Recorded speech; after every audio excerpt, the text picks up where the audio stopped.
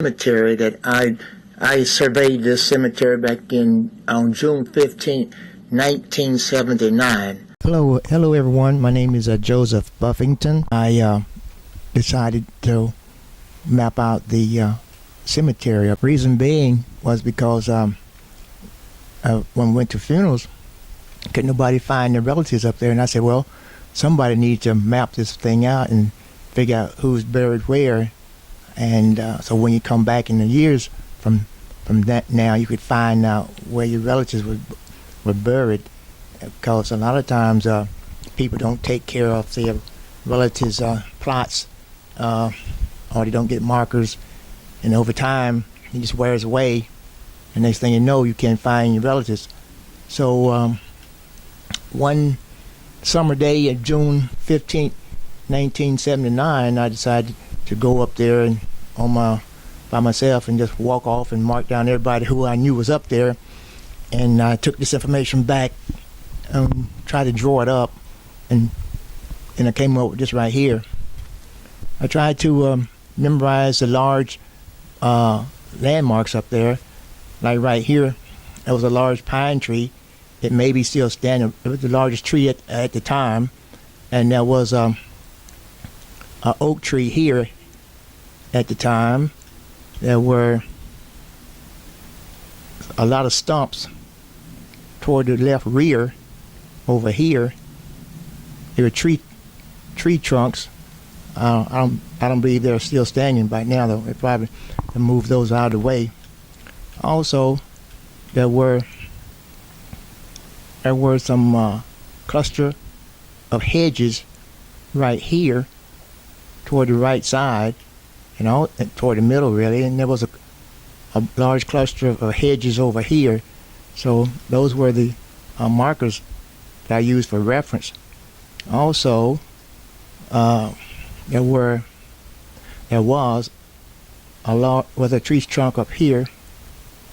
There was a large rock, a big rock right here.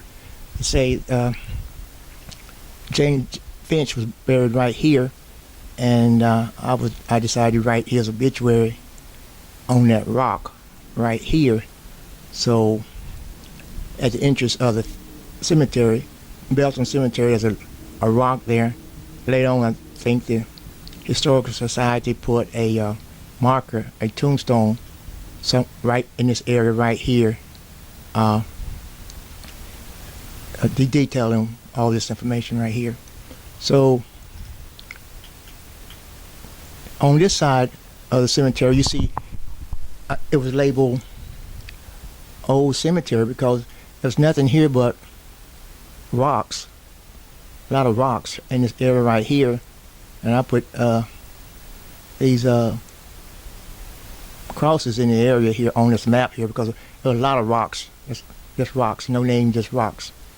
I call this the Old Cemetery, and I was able to get a few names in that area.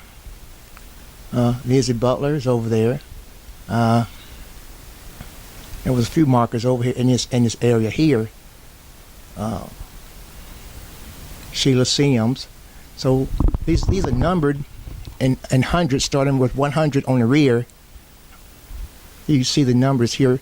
I started at 100, and I just walked the area off, and the numbers are, let's say, about every 3 feet or 6 feet, I changed the number by 10, and say 100, 110, and then I changed them to 200.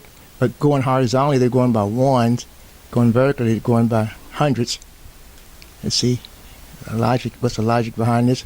Let's see, your 300 series, okay, 400 series, 500 series, and these distances here are just would be the distance of a 6 feet or more. I would say just the rows.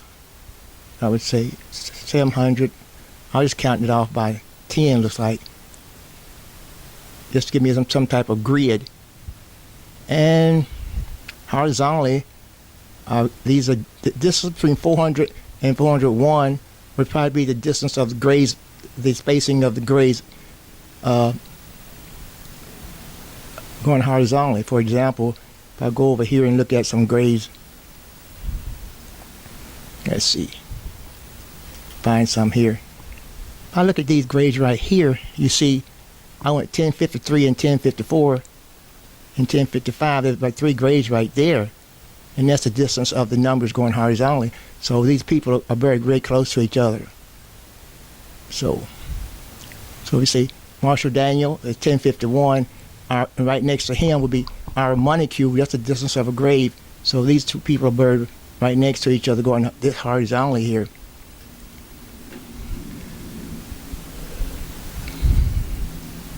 So what's the difference in the colors? Let me see, why did I put the colors? I think the colors were there for, let me see. I say the colors was over my family here. My family line is in the blue, and unknown. If there was a rock there or a marker that I couldn't read, I put unknown beside it. So unknown, right? It was 2 graves right there, 2 rocks, but no name. So I put unknown, and basically a lot of these over here are unknown too, right? Here, just rocks. Okay, and basically a lot of these are unknown too. All these just where people were just buried with rocks all over the place. All right, I call this area here a new cemetery, where they have a lot of tombstones, whereas the old cemetery didn't have any tombstones. This could be as a reference point. If these hedges are still there, you can find these people here. All these people are here. Names here. Some hedges over here. Should be able to find those hedges there, and these hedges here, and these people in this area right here are all listed. Just to take a look at some of those names here. Unknown. Matty Griffin. So in this, if you stand here at 1239 and look straight across that way, you would see all these people approximately buried in the same general area.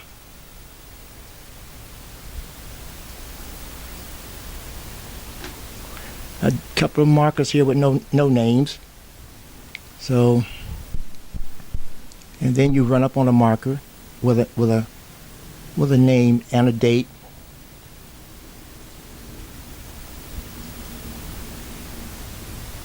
These are the people that are buried there.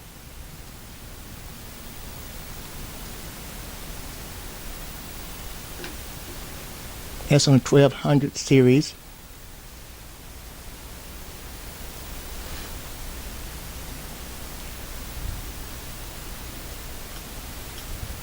And go back, if you walk back toward the rear, you find another set of graves to going in the opposite direction.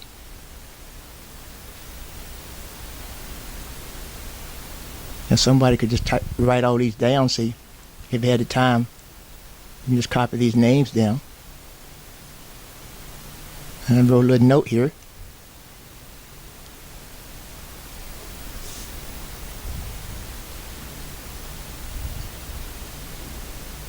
Or you just watch the video. Okay. Hattie B. Morris, Charles Harvey. These people used to live up there by the church. And you go on and on and on. Here's a nice series of markers right here. Let's see who are these people. Homer Bryson, Lawrence Bryson. A lot of times the family members are buried together here. There's a large part of the Bryson family buried right there. Ernest Thornton, Beatrice Hargrove, Harry Moon, W. Brown, John Bryson, Della C. Cleveland. So these are the people that are buried here and that I was able to document.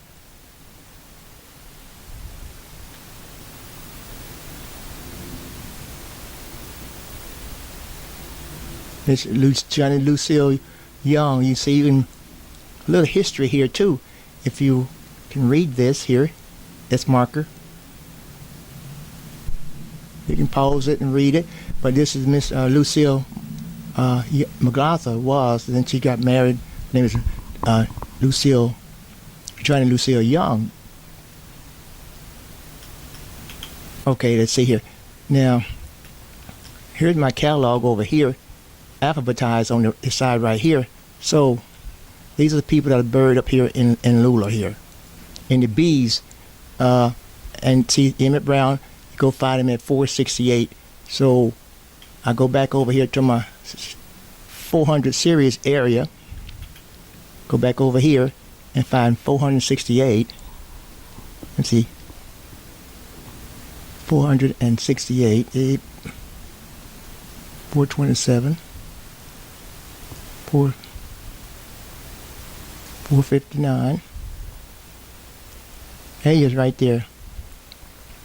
Emmett Brown, 1917, 1972.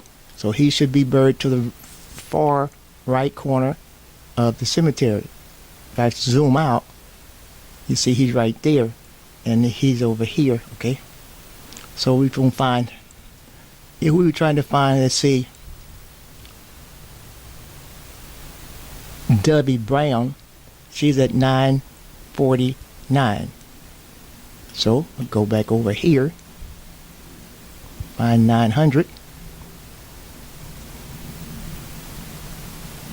949, right there, born 1902, 1974. So that's how this thing works. And then every time somebody would pass away, I'll come over here, add the name, alphabetize their names here, and put them in here. So KMO, not too many people, N's, P's, Q's, T's. So there's a lot of W's, Y, John Lucille Young. So this really needs updating. Not too many people have been buried up there. A lot of people have been moved to Westview Cemetery, but these are the people who were buried up there before they started burying people in Westview Cemetery. All right, let's do one more. Let's see who we got here in, let's see who it is right here. Beatrice Hargrove, 947. Let me see if I can find that one. Go back to the left over here. 947. Right here. Beatrice Hargrove. T. Moon and George Moon's sister and Mary Wilson's mother. That's who that is. So I can update this if given the information and keep it updated. That's what I need. Or someone up there can download this program. It's called Autodesk CAD 2016 or 20. It'd be 2019 now, but I'm using the old program. Same operation.